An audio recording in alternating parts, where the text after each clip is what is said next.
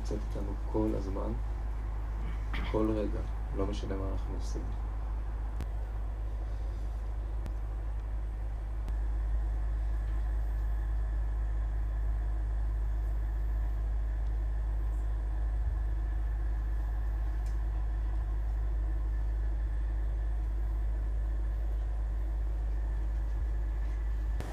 להיות אדם רוחני ואדם קשוב ואדם אמיתי לא אומר שאתה לא משמיע את דבריך, שאתה לא יודע לפעמים לתקוף כשצריך, שאתה לא יודע להילחם על האמת שלך כשצריך.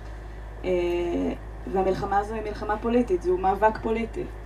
כשאני נכנסת, מה זה נכנסת כזה? כל בוקר כשאני מתעוררת ואני יודעת שאני מתעוררת לעוד יום של מלחמה על המדינה שלי. מלחמה על הציונות, מלחמה על